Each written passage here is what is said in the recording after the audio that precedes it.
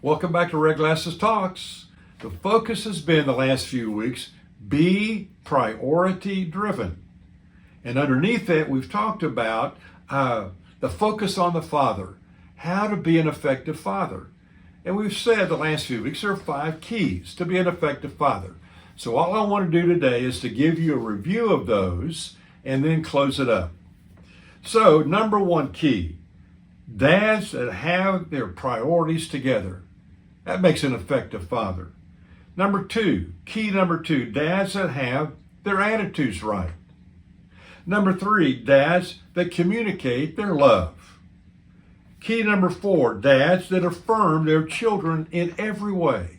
And finally, number 5, dads that are spiritually dependent. So the scripture tells us there's a lot of reward for a father who really gets after it and wants to honor the father and to do an honorable job with their children. It tells us in Proverbs chapter number 23, verse 24, the father of godly children has cause for joy.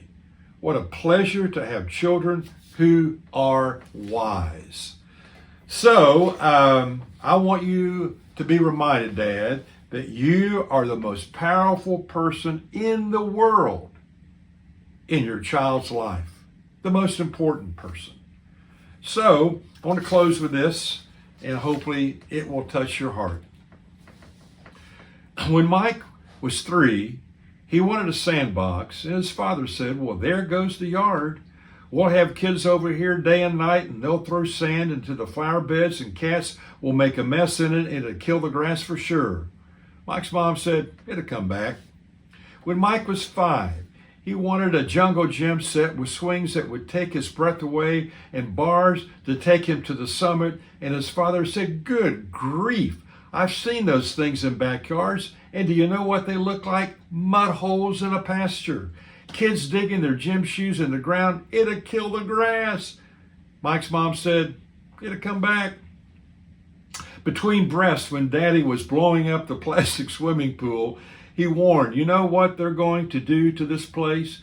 They're going to condemn it and use it for a missile site. I hope you know what you're doing. They'll track water in everywhere. You'll have 1 million water fights, and you won't be able to take out the garbage without stepping in mud up to your neck. And when we take this down, we'll have the only brown lawn on the block. And Mom said, it'll come back. Well, when Mike was 12, he volunteered his yard for a camp out. They hoisted the tents and drove in the spikes. His father stood at the window and observed. Why don't I just put the grass seed out in the cereal bowls for the birds and save myself the trouble of spreading it around? You know for a fact that those tents and all those big feet are going to trample down every single blade of grass, don't you? Don't you know that? Don't bother to answer. He said, I know, the grass will grow back. Well, the basketball hoop on the side of the garage attracted more crowds than the Winter Olympics. And a small patch of lawn that started out with a barren spot the size of a garbage can lid soon grew to encompass the entire side yard. Just when it looked like the new seed might take root, winter came and the sled runners beat it into the ridges, and Mike's father shook his head and said, I never asked for much in this life, only a patch of green grass. And his wife smiled and said, it'll come back. Well, the lawn this fall was beautiful. It was green and alive and rolled out like a sponge carpet along the drive where Jim's shoes had trod, along the garage where bicycles used to fall, and around the flower beds where little boys used to dig with iced tea spoons. But Mike's father never saw it. He anxiously looked beyond the yard and asked with a catch in his voice, he will come back, won't he? He will come back. You think about that.